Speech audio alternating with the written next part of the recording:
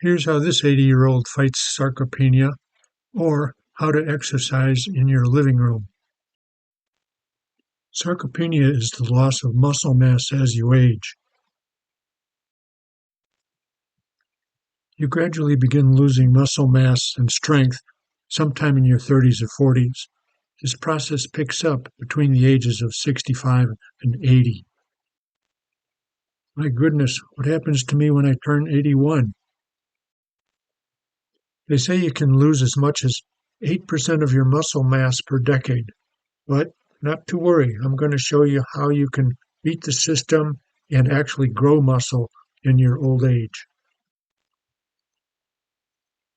Muscle mass correlates with a decrease in all-cause mortality. Bike riding alone isn't going to be enough to offset the effects of sarcopenia. You need resistance exercise, and it doesn't take much to do it. If you do it right, you can get by with as little as 1 hour a week. You have to stress the muscle to convince that muscle that it needs to get stronger.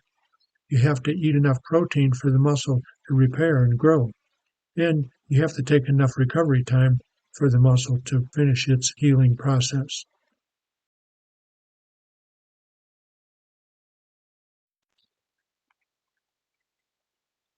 I hope by showing you my exercise program, you'll get some ideas for your own program. The program is somewhat innovative because it can be done at home with a minimum of equipment, and it really does work. Let's talk about warm-up first. It doesn't matter what you do for your warm-up. It can be a walk, a bike ride, weightlifting, calisthenics. Me, I like to use some speed curls and some grip strength exercises and some modified push-ups. You have to stress the muscle to the point of failure, or nearly to the point of failure, to get the most out of your exercise. This means that you do your maximum number of repetitions to the point where you can't do any more. Now, you'll see tremendous improvement if you're just starting. For example, I went from 7 push-ups and I got to 40 push-ups, and I seem to have plateaued out at 40 push-ups, and that's okay. I'll just stay at 40 push-ups or 45, whatever I can squeeze out, and no need to kill myself trying to get more. Isokinetic resistance allows for maximum effort through the full range of motion on every repetition at a slow speed. It's better than isotonic or isometric exercise. Slow speed is optimal for muscle growth. Some of my isokinetic resistance exercises start with the first repetition. In other words, the first repetition is done with maximum effort, and every repetition after that is a max effort. After my warm-up exercises, which start with speed curls, I will show you my isokinetic bicep curls.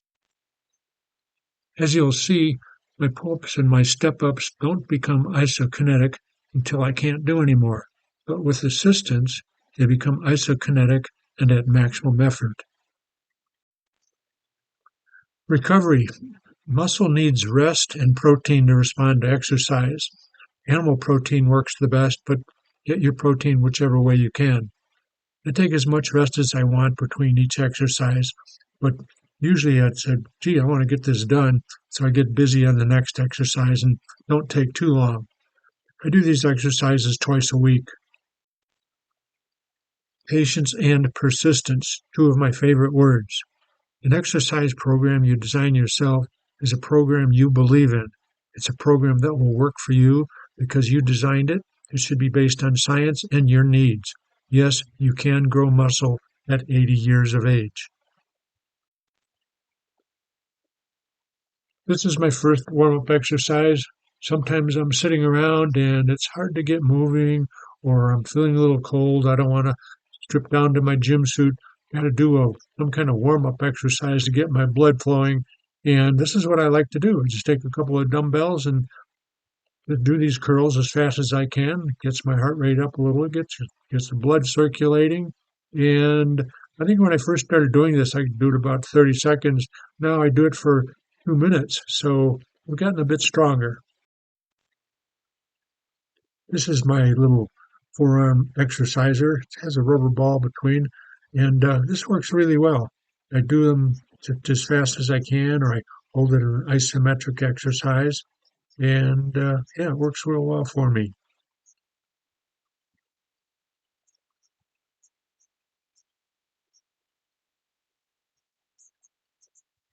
I do this exercise for about 2 or 3 minutes.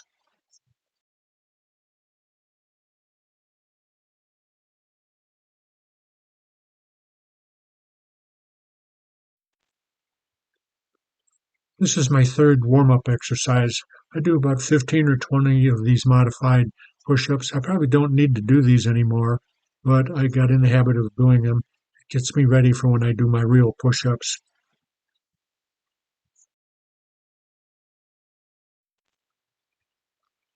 This is a really great isokinetic exercise for the biceps. I give a maximum effort in every contraction and also on the eccentric contraction.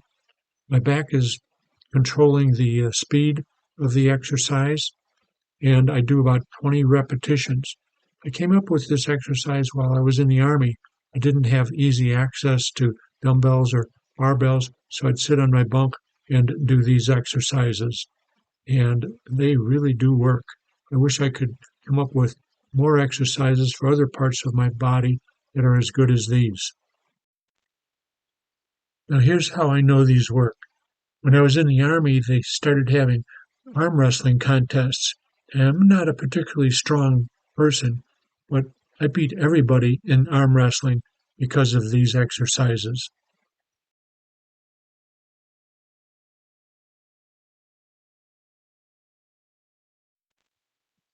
And then, of course, have to do the left arm as well.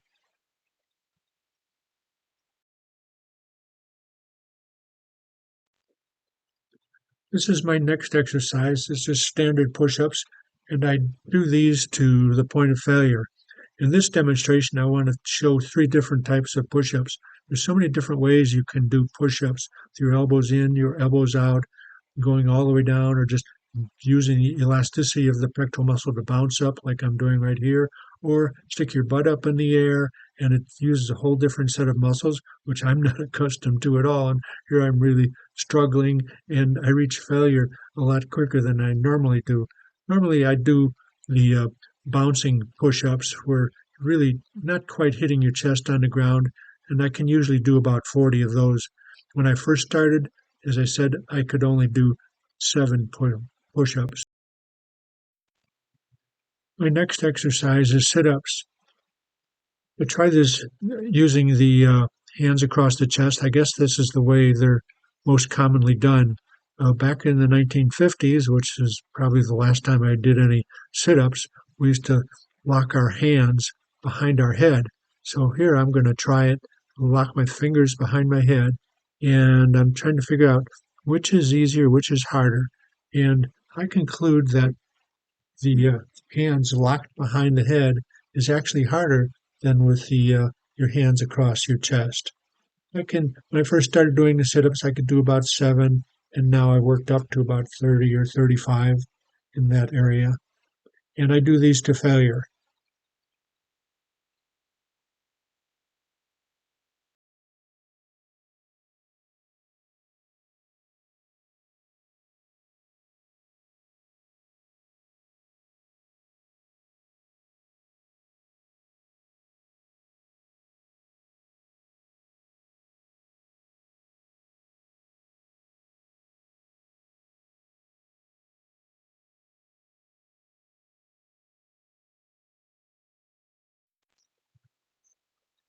This next exercise are pull-ups, and I don't know how many pull-ups I could do on a bar. I don't have a bar, so I just hang straps over this beam. And what's good about this setup is that I can use my legs to help me once I've reached the point of failure. Now it looks like I'm at the point of failure already, but my legs just give enough help and to try to focus on maximum effort during the pull up itself. And I think it works really well because I'm giving it a maximum effort both on the concentric and the eccentric contractions. I'm stressing the muscles beyond the point of failure, and it is an accommodating resistance. And I have to really stay focused mentally that I'm pulling as hard as I can on the pull up and giving minimal help with the leg.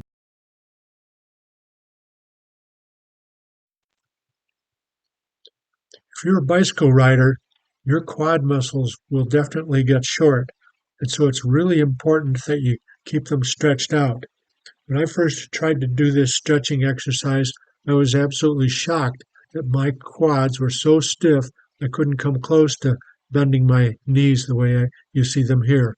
Well, with time and practice, I got my quads loosened up and I can do these exercises. So now I do these stretching exercises. Well, this particular exercise I do for 2 minutes, and then I will switch to the next exercise.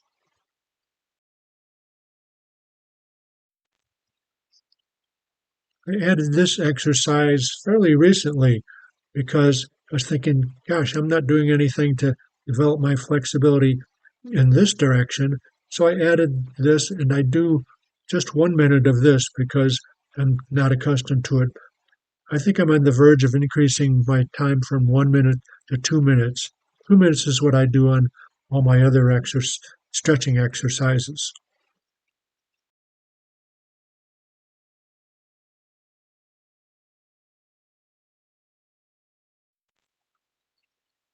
This is my next stretching exercise.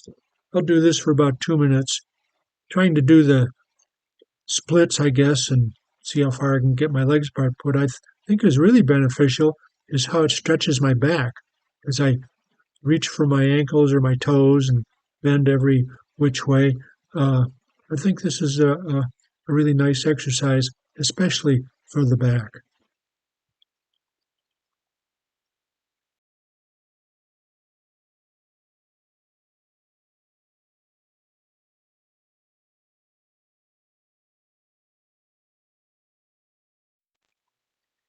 Here I'm trying to stretch my hamstring, and I start by just bending over like this and bouncing a little bit, loosening it up. I can feel it pulling.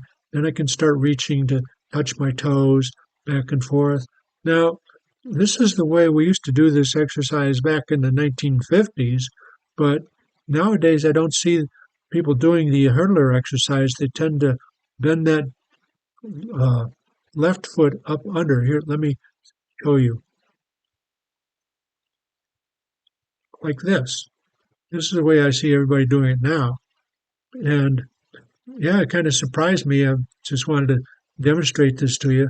And yeah, I can feel some stretching in my hip that I haven't felt before. So I probably should do some of these as well as the other ones in order to get my hip nice and flexible.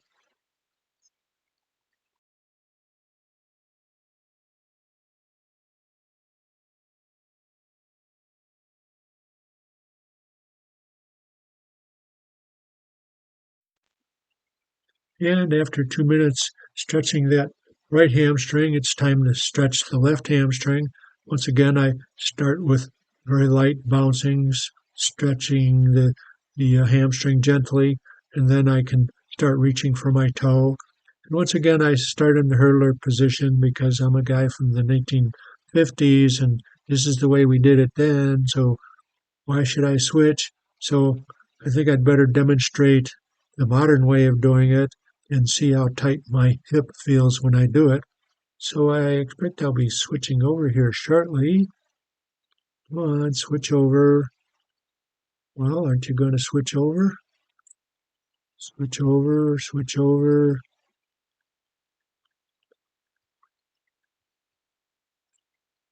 There we go. Now trying to I noticed that my right knee is pretty high off the ground when I try doing it this modern way. I wonder if that's because my um, hip muscles are tight and they need some stretching. So I'll probably do a little bit of this every time I do these exercises.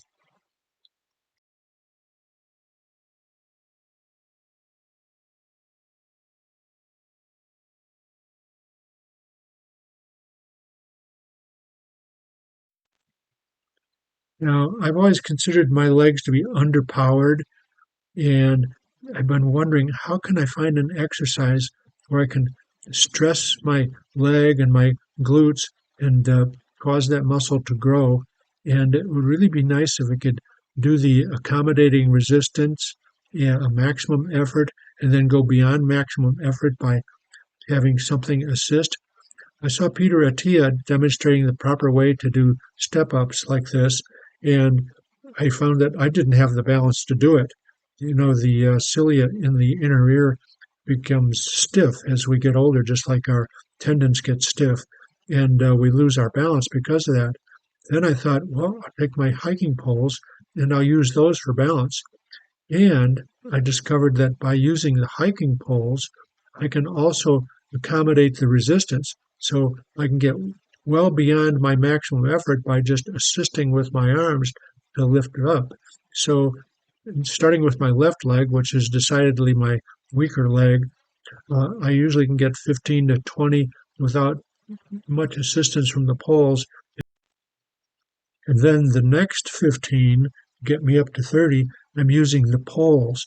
And I'm using the poles as little as possible. I'm focused on using my leg and my glute to get up there. It's an accommodating resistance after I've reached the point of failure. So the muscle is definitely getting stressed, and this should definitely stimulate growth.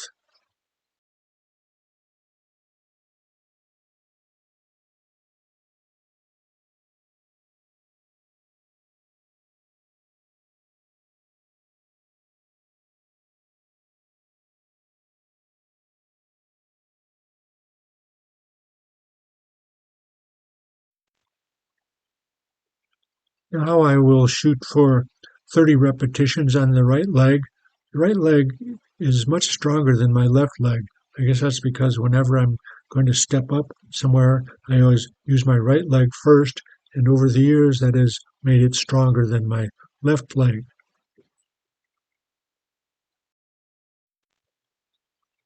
My right leg will start giving out at about 20 or 25, and I'll definitely be using the poles. So I guess point of failure with the right leg is around 20 repetitions. And my goal with both legs is to do 30 repetitions.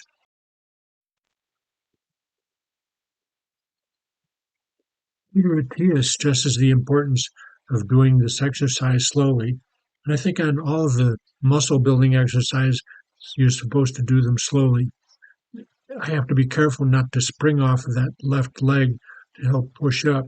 But once you get to the point of failure, then you start cheating a little bit, but you keep going and stay as focused as you possibly can on making the leg and the gluteus muscle work.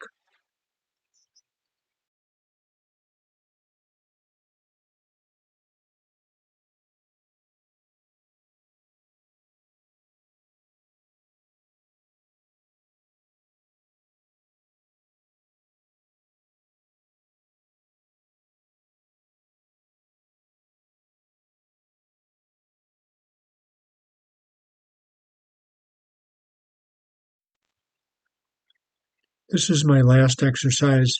I do these because when I was young, I was a kayak racer and canoe racer, and so we had to pull on the paddles and be strong. And also for cross country skiing, poling was my entire game. I was very strong with my poling. And so I still do these exercises because I want to still be strong for pulling a paddle or poling in cross country skiing. And I do these to failure, of course. Always do my exercises to failure in order to stress the muscle and cause it to grow.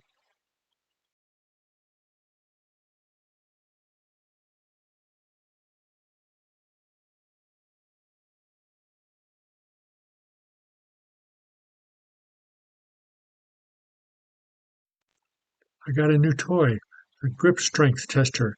I bought it on Amazon for about $30. Squeeze it with my left hand. Oh boy, look, I got 42.4 kilograms. That's pretty good because the chart that came with the device says that if you are over 70 and you can squeeze more than 35 kilograms, you're really strong. Okay, but looking at the chart, I noticed that the level for strong drops off really sharply at age 70. Let's see what I can do with my right hand. Squeeze, squeeze, squeeze, squeeze, squeeze. And I got a 48.1, which is pretty decent. But if I were 55 years old or 60 years old, that would just barely be strong.